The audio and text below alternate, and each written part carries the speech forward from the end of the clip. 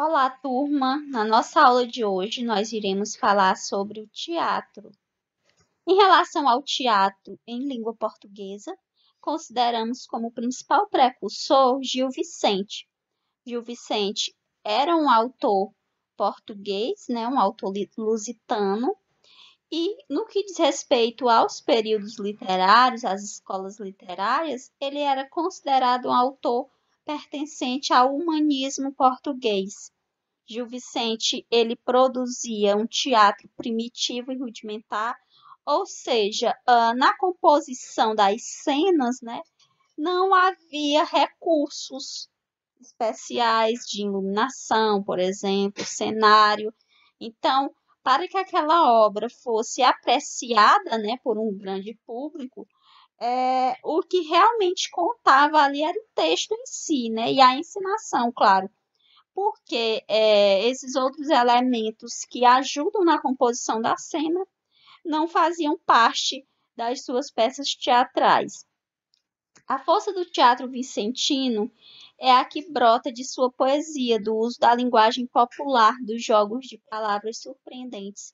Então, como eu falei anteriormente, é o uso da palavra que contribui para que as obras de Gil Vicente sejam consideradas como grandes obras e obras que inspiram autores ainda hoje, no que diz respeito ao teatro.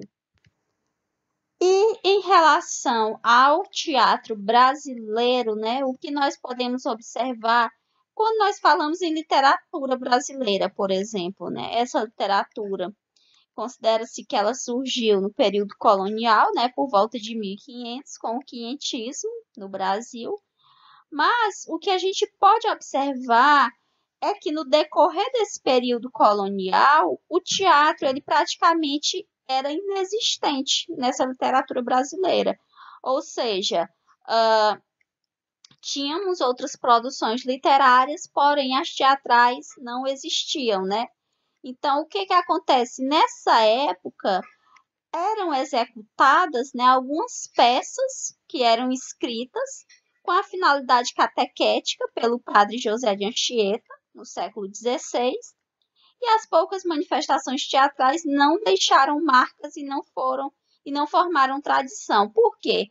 Porque essa produção realizada por José de Anchieta, que era considerada como manifestações teatrais, tinha como objetivo catequizar os povos indígenas. Então, foram produções que não deixaram tantas marcas assim.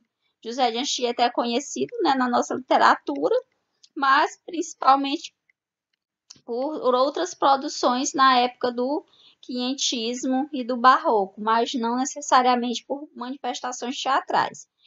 No que diz respeito ao teatro brasileiro, considera-se como o início dessas produções e o grande precursor Martins Pena, que é um autor do período romântico. Então, já é por volta do romantismo que surge essas produções teatrais com Martim Pena, que era um verdadeiro iniciador do teatro brasileiro pela importância e também pela extensão e qualidade das obras.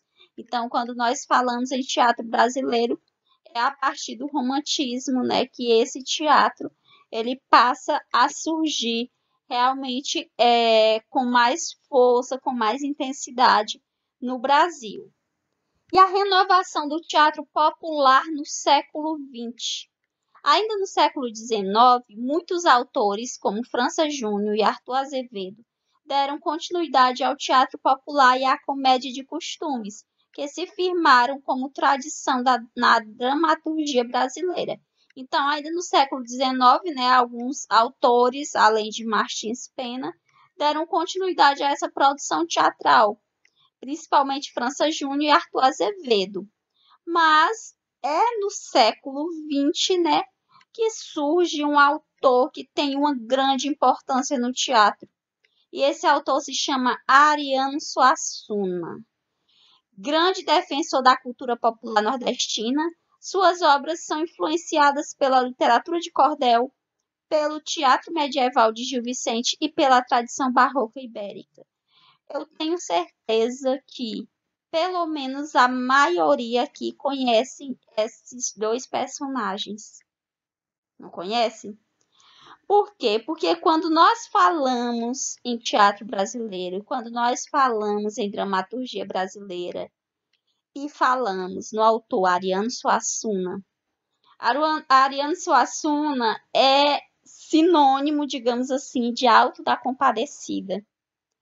Por quê? Porque esse autor ele se tornou ainda mais consagrado com a sua produção teatral que se chama Alto da Compadecida, e que essa produção teatral tornou-se filme, né? Foi adaptada para o cinema. É que nós temos, né, as personagens Chicó e João Grilo. Se vocês ainda não assistiram, assistam, porque é um filme maravilhoso, maravilhoso. É uma comédia muito bacana, traz muito da cultura nordestina, do cangaço. Então, assim, é uma obra incrível mesmo, incrível essa obra de Ariano Suassuna. E Ariano Suassuna, ele possui outras obras, né, outros textos teatrais, mas esse do Alto da Compadecida foi o que consagrou esse autor como um grande autor da nossa dramaturgia, como um grande produtor de textos teatrais. E para concluirmos nessa discussão, eu trouxe um outro autor nordestino, João Cabral de Melo Neto. Ele tem uma obra poética, Morte e Vida Severina, só que por mais que essa obra de João Cabral ela seja escrita no formato de poema, é uma obra que tem características de um texto teatral. E assim, essa obra de João Cabral, inclusive, já tem filme, né? Foi adaptada para o cinema, a obra Morte e Vida Severina. E aqui nós temos um trecho, é uma obra que vai falar sobre os retirantes nordestinos, vai falar sobre a seca, a miséria, a fome. E nesse trecho é o Severino, né, falando. O que ele vai dizer? O meu nome é Severino, não tenho outro de pia. Como há muitos Severinos, que é santo de Romaria, deram então de me chamar Severino de Maria. Como há muitos Severinos com mães chamadas Maria, fiquei sendo da Maria, do finado Zacarias. Mas isso ainda diz pouco. Há muitos na freguesia. Por causa de um coronel que se chamou Zacarias e que foi o mais antigo, senhor destas seis Maria. Como então dizer quem fala? Ora, vossas senhorias. Então, aqui é apenas um trecho da obra Morte e Vida Severina. Eu tenho esta obra em HQ, ou seja, história em quadrinhos, né? Depois, se vocês quiserem, eu posso estar repassando. É uma obra muito bacana que, por mais que seja escrita nesse formato, né, de verso, ela possui essas características de um texto teatral, faz muito sobre a cultura e a realidade nordestina, certo? Por isso que eu achei válido, né, trazê-la para as nossas discussões sobre teatro, porque quando nós falamos em teatro, quando nós falamos em peça teatral, o teatro, né, como a gente já viu um pouco lá nos gêneros literários, né, a questão do drama, da dramaturgia, que nós chamamos hoje, que é uma palavra derivada de drama, né, do próprio gênero dramático. E o que é o gênero dramático? Significa ação. Então, são atores e atrizes agindo no palco, né, mostrando como é que se encena aquele texto. Então, o texto Morte e Vida Severina é um texto que proporciona isso. Por mais que ele seja escrito em um outro formato, que no caso é o formato da poesia, mas ele proporciona, né, essa produção de cenas, né? Ele proporciona ser encenado. Então, eu estarei aqui à disposição se vocês quiserem ler essa obra, né? Podem me mandar uma mensagem que eu disponibilizo ela em HQ, certo? Essa foi a referência utilizada e um abraço a todos e todas.